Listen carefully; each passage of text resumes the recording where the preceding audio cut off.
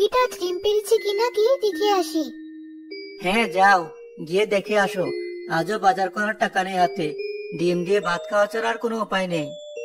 বড় তো ভাবনিতে আমার বাবার বাড়ি থেকে কি দিয়েছে বলে, আজ বাবার বাড়ি থেকে মুরগিটা এনেছিলাম বলে তাও একবেলা শান্তিতে খেতে পারো।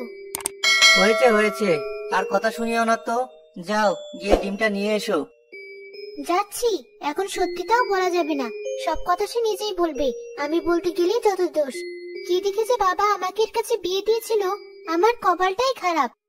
মতির বউ মুরগির খোপে থেকে ডিম আনতে গেল, কিন্তু সেখানে কোনো ডিম খুঁজে পেল না। কি ব্যাপার, মুরগিটা কি আজ কোনো ডিম পারেনি, নাকি অন্য কোথাও ডিম পেড়ে রেখেছে? মুরগিটাকে অন্য কোথাও গিয়ে খুঁজে দেখি।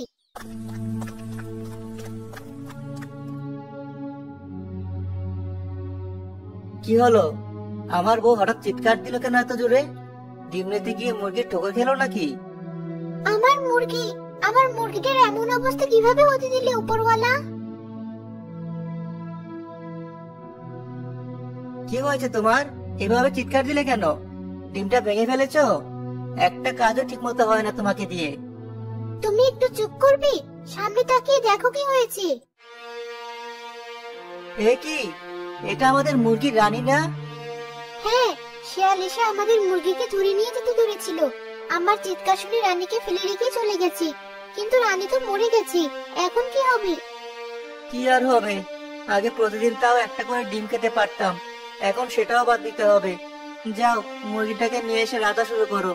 ওটাকেই 2-3 দিন চলাতে হবে, তারপর দেখে অন্য কোনো উপায় খুঁজে বের করা যায় কিনা।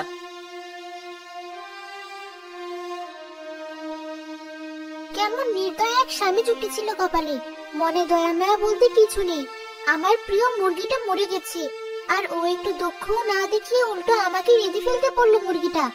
অবশ্য ও কেন কষ্ট পাবে, ওর তো উল্টো খুশি হওয়ার কথা। এখন আর ওকে আমার কথা শুনতে হবে না। যাই, মুরগিটাকে নিয়ে গিয়ে রাধা শুরু করি। মতির বউ আর ছেলে মুরগি রান্না হওয়ার পর দুপুরে এসে তরকারি দিয়ে ভাত খেতে বসলো।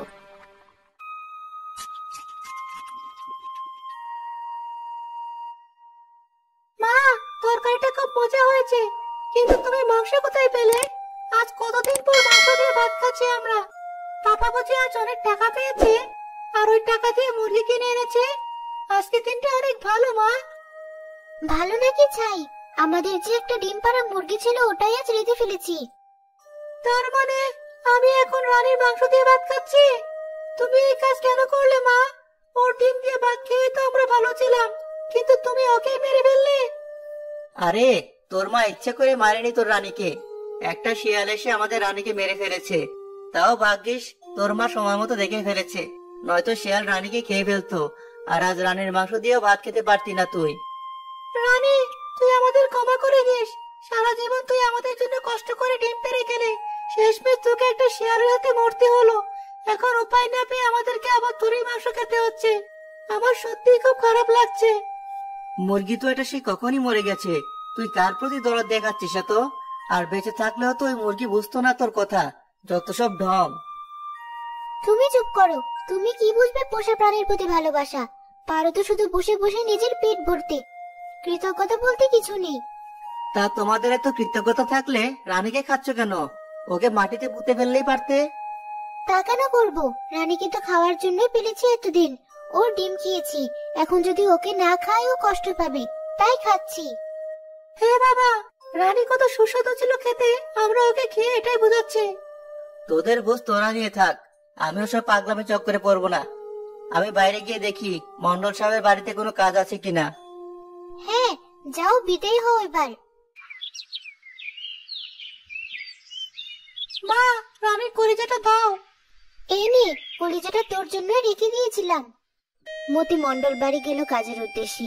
মন্ডল সাহেব তাকে মুরগির খুবই পরিষ্কার আর মুরগির খাবার দেওয়ার কাজ দিলেন।